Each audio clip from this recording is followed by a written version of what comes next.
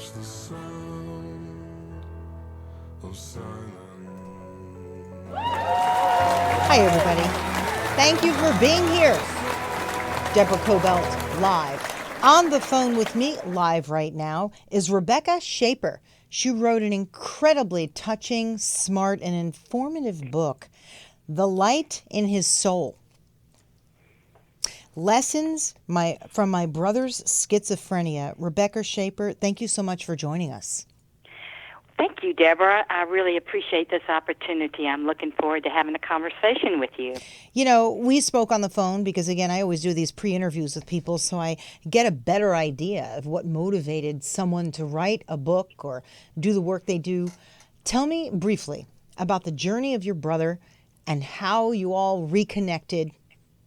Just the whole story that we were talking about yesterday. He disappeared in 1977, and through a miracle, we found each other. And that was in 1997 is when we found each other. And bottom line is, Deborah, I feel it was the shared pain of abuse that drew Carl and me together in support and healing of each other. Well, what's amazing to me is it broke my heart when you told me about some of the abuse that you both endured, which I'll briefly have you talk about. Okay. And also, both of your parents committed suicide. It's heartbreaking when I hear about what you went through, what he went through to the point where he just had to disappear to figure himself out, right?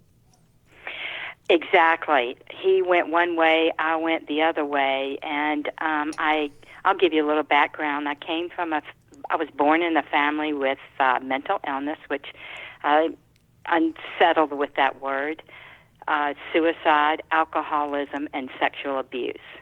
And his life took another route. He went on another journey for 20 years, disappeared for 20 years, and we found each other. Through a miracle, I went another way, and our lives just looped back around. You know, let's talk about how you found him, right? He Yes. did manage to get a job wherever he was. He managed to get a job, and he showed up at someone's house that you know. So tell me about that. Okay, he was at the Haven of Rest, which is a nonprofit organization. And he and another guy went to go pick up furniture at a lady's house for the thrift store, because that's how they make their money at Haven of Rest. Right. He got out of the truck, walked up to the door and knocked on the door, got the furniture, and got back in the truck, looked at the order form, and on the form it said Marge Schaper. He got out of the truck, walked back up to the door, knocked on the door, and he looked at Marge and he goes, "Marge, do you know who I am? I am Carl Richmond. I am Rebecca's brother. Marge is my husband's mother." And that was after 20 years. And she brought him in. She called me immediately, and the next day I traveled where he was, and it was just, I can't even explain the emotion that both of us had, especially me. I always knew he was alive. I just knew within my heart he was alive. When he left 20 years. and he disappeared, when he disappeared in 1997, were your parents alive at the time? No, he disappeared in 1977. I found him in 1997. Right. Sorry about that. Yes. Oh, it's okay. No big deal. My mother had deceased. She died by suicide in 1977. Shortly after that, he disappeared. My father died by suicide in 1988. Rebecca, I don't know how you're still standing. It's a miracle. So you two found each other. You went to go where he was. And how was that meeting when you guys found each other? It was very emotional. I can't. It was the best feeling that I ever had in my life at that point. Because, again, I knew he was alive. I knew he was always alive. And just to have him with me, knowing that my brother and I are embracing each other, and there was no way I was going to let him out of my sight again. And so there you go. So what happened? You said then you dedicated yourself to taking care of him and, if you will, bringing him back. What did you do? I told him that I would get him a hotel. I took him out of the Haven of Rest, and I said, stay here, please. I'll get you some help. So I got him with Medicaid, Social Security, all of that. Finally, we got him signed up. He lived in an apartment, and he had a social worker, and I would travel back and forth from Atlanta to Greenville and would see him probably 2 or 3 times a week to make sure he was okay. And we tried to get him on the right medication, and finally we found the right, quote, cocktail for him. But I felt like that veiled him. I saw into his soul. I saw the person that he truly was. I learned a lot from my brother. Who was he? You said you saw the person he truly was. It sounds to me, because it sounds to me that he was so broken, but he was strong enough to get away and try and figure himself out, right? Okay, let me ask you this. He may look broken on the outside, but I felt he was not broken in the inside. Right. He had the strength. Right. I'll tell you this. It was a powerful, underlying subconscious bond we had. He and I never discussed this, but I felt it was recognized and acknowledged between us. Deborah, I heard him. I felt him. I would find the best way to help him as I wanted to be helped as well. He was the initiator of healing our family wounds. And let me just, because I feel this is real important to say, if we had not met, if we did not find each other, the documentary or the book would never have come to fruition. And the sexual abuse, the alcoholism, the suicide in my family, if that ever happened in my family, I would not be able to help others. So the way I look at it is we are given a chance to rewrite the story of our lives when a major life event throws us off course. It is a gift, and unwrap it. Use it to create a brilliant new life for yourself and others. There's so many people out there that are trying to understand what happened to them, why it happened. If they can step out of the victim role and embrace what's really going on and take responsibility, for themselves and really understand why it's happening, there is a gift there for yourself. How do you find that strength? How did you find that? How do you find that strength? How do you find that strength? You're saying for other people, and some people who are just feeling so blue, so sad, how do they find that strength? I mean, life, if they can just, I don't know. What do you think? I understand. Life can be very difficult. Mm-hmm. Yes, totally. But it takes a lot of strength, and soul searching within yourself, and you got to dig deep and that I got to take accountability for myself. I got to take accountability for my life. What kind of life do I want to create with myself? Do I want to stay in this situation, in this dark shadow situation, or do I want to enlighten myself and bring myself out of it so there I feel a purpose? I would also have people reach out to someone that they trust, that they can talk to. To me, that's extremely important, with compassion and non-judgment.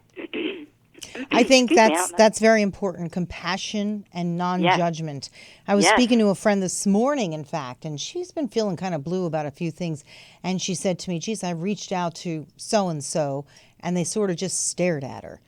And she felt even worse. And I think that's very true, from time to time, and you never know when that time will be. It's a tough time. And you're right. I think compassion and kindness is number one. Listen to a person and just don't judge them. But in the case of your brother, he had schizophrenia. When was he diagnosed with that? And how did he behave, if you will, with Okay. paranoid He schizophrenia? had one more semester left in college, Yeah.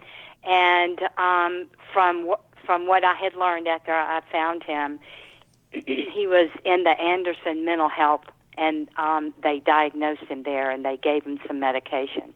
He would go off the meds, and then he would That's get very back common. on them. That's very common with schizophrenia, isn't it? Yes, Yeah. it is, because they think they feel okay. They Yeah. can do without it. Yeah. But I feel that some schizophrenias, they absorb so much. They're very sensitive and creative, brilliant people, that they absorb so much chaos from others, and it's such chaos within themselves. They don't know how to filter it. They don't know how to channel it. They don't know really how to understand what's going on. Some can and some can't. Right, to the point where it could drive a person literally insane. That's why so many Exactly. schizophrenics live on the street, because Yes. they almost don't know what to do in their own head while you find them talking to one another. I often will walk by them, and I can tell, I think, again, I'm not a doctor, I can't really diagnose someone, but if they're talking to themselves and they seem in that way, I really feel badly. And I think I just know that there's got to be a better way to help people with schizophrenia, because you're right. Maybe they see and feel things so deeply that they can't process it, in which case the voices in their head become so real. And that's Yes. where the problem comes in. Again, I don't know. I can't diagnose it. But how difficult for him, and how incredibly Ye- difficult for you But at the time. he yes, but he was. Here's the thing. He was so compassionate. He never complained. He never complained. He never complained about his illness. He was, I would say, more peaceful within himself than I was. Right. And that's one of the things that I learned from him. He was just being who he was. And for me, when I found I was running around trying to be the fixer, But once I realized that, he's going to be okay as long as he has good support, I could back off and be supportive. And listen, these people, they need to be heard. They need to be listened to. Yeah, I agree with you. I think that makes all the world of difference. Yes, And they people need to feel be safe. Mm-hmm. It almost brings tears to my eyes, because I'm sure family members, friends, eventually they get fed up and they're like, oh, forget it. And then they just become so downtrodden. That really does break my heart. So I'm glad you found him and were able to do this. Let's talk a little bit about the book. This was also inspired by a documentary, right? Could you tell us about that? Exactly. The yes. When my brother and I found each other, I didn't know anything about filming, but I felt this soul calling within myself to ask him if he would like for me to do a documentary on his life. And what's it called? A Sister's Call, Call, which is my brother's name. Yeah. But he was the initiator of that documentary. He was the catalyst. And how I like to phrase it is, the documentary was the foundation, and the book is the transformation of the healing process. And in the documentary, we learn more about Cal, right? And we learn about him, about his journey, about your relationship with him, right? Exactly. You Wow. learn all about that. But the book gave me another platform to give more detail. The documentary is the spine of the book. Didn't you want to read an excerpt from me from the book? I would love that. Sure. I will be happy to. We talked about Okay. that. If you Yeah, have it we open talked and about that. if All you right, have it open and- and ready to go, and we can just all get to right, it in a here moment. we go. We can get to it in a moment. But your documentary, I actually think that's a really important documentary for people to see. How can they find A Sister's Call?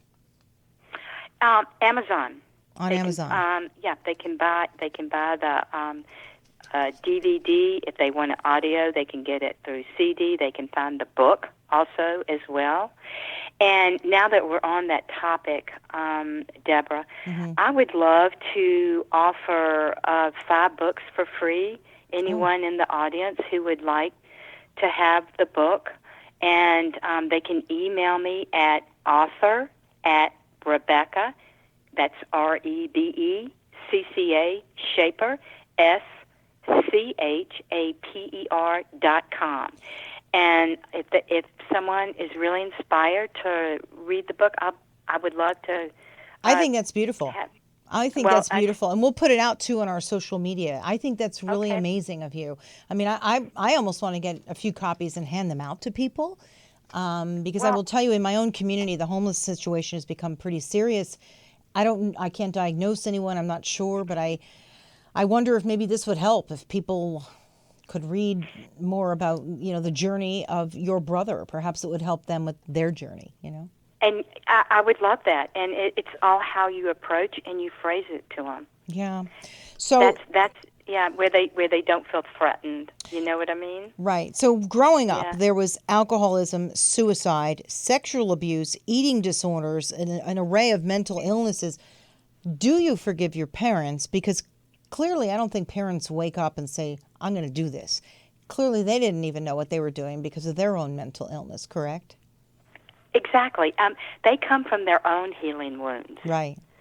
And this goes way back in your ancestors. Mm-hmm. And I've had to forgive, especially my father. I had to give him. Well, I didn't say I had to. I wanted to forgive him because I needed to embrace myself, and empower myself to move forward and not let what happened to me defeat me, and also to my daughter as well.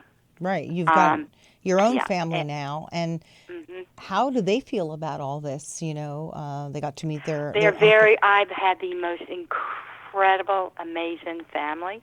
I had the most incredible husband, all supportive. We're thriving. We are very compassionate family. We've learned from all of this. We made a choice in life to not let it destroy us and move forward. And we have compassion, understanding, non-judgment. We're sensitive of other people's needs as well. To me, you said the magic word, and we talked about it already, compassion. I just think everyone needs a little compassion. Yes. Because we don't all Absolutely. come in the world the same way, and some things happen to us that could just throw us off to the point where you need a little help.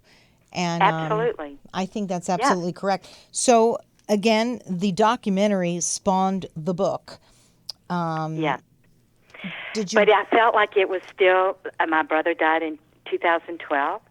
And then 3 years later, I had this other soul calling. And it was, I promise you, it was my brother speaking to me because he deceased in 2012. Rebecca, you're not done yet. There's more that needs to be told. And I'm like, oh, my God, please, no. It's like, I don't know how to write.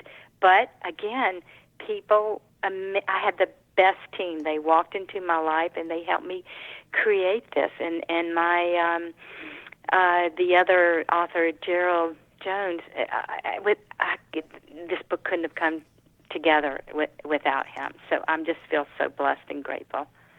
With Call's reawakening, right? In fact, that's one of your chapters, chapter 18. What was his reawakening after you guys reconnected in 1997?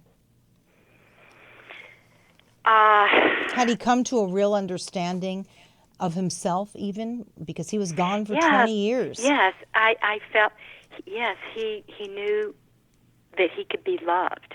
Right. And that he felt safe, and that we loved him for who he was, not his illness. We loved him for him. And my daughters, they loved him. They embraced him. But right at the beginning, it was a little scary for them, and it was also a little scary for Carl too, because remember, he lived by himself for so long in the woods.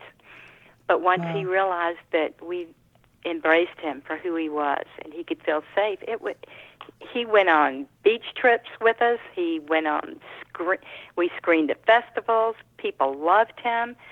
He was a man of, he was very wise and a man of little words, but what he said was truth. That's it. He did not sugarcoat anything. What you saw was what you got. Clearly he knew he struggled from paranoid schizophrenia, but with the love of family, He was able to get by until he passed away, sadly, right, in 2012. But at least he was able to go in peace. And at least you Yes. were able to give that to him. I think that's just a beautiful story, Rebecca. I really do. Oh, well, thank you. And you know, when he was in hospice care, we all gathered around him, and my daughter Lauren put earplugs in him and played his favorite music because he loved music. It was a very sacred time for all of us, and he just went very peacefully. Yeah, no, that's beautiful. Before we close off the show, The Light in His Soul, Lessons from My Brother's Schizophrenia. I really urge people to order this on Amazon. It's a beautiful book, easy read, very compassionate. And you're probably going to cry, so bring the tissues, because I know I did. I was very moved and very touched by the entire story. It's also very well written. You drew me in, and I felt like I was right there by your side. But if you have an excerpt up, did you want to read to close off our show? I'll do it. I'll do it. As I reflect on the years before Carl and I were reunited, I realized that I had no idea then what the future would hold. I could not have imagined the hardships we'd go through as we tried to get his condition stabilized. All the time he was gone, I just knew I had to keep searching for him. It became an all-consuming mission for me, even when others advised me to give up. After there were so many years with no words from him, some of Carl's old friends tried to convince me that he must surely be dead. When I thought about my searching for him year after year, I wondered where my inner strength and determination came from. I began to suspect that it was because of this communication, this presence that bound us together. After the seeming miracle of Carl's return to us, I began to believe that Marge was right, that in some way there was a plan for it all. But I didn't think that God was moving us around like pieces on a chessboard. I was sure that I'd play an active part, and so had Carl. And in recent years, after more than a decade of trying to support Carl, I have come to believe that he and I had a kind of spiritual agreement, that on some deep level we had decided to enrich each other's lives and to guide each other through significant life lessons. Eventually, I'd have a whole vocabulary for this faith I had in him, but it was an awareness that dawned slowly, and by a series of, what else would you call them, lessons. I'll have much more to say about that. In many ways, Carl became my caregiver. That's beautiful. Thank you so much, Rebecca Well, thank Schaper, you. for Appreciate sharing it. that. I mean, really, it's a little heartbreaking because the trauma that you both went through, the journey of your brother, having to leave just to figure himself out, or probably he surely would have been dead. He wouldn't be able to handle it.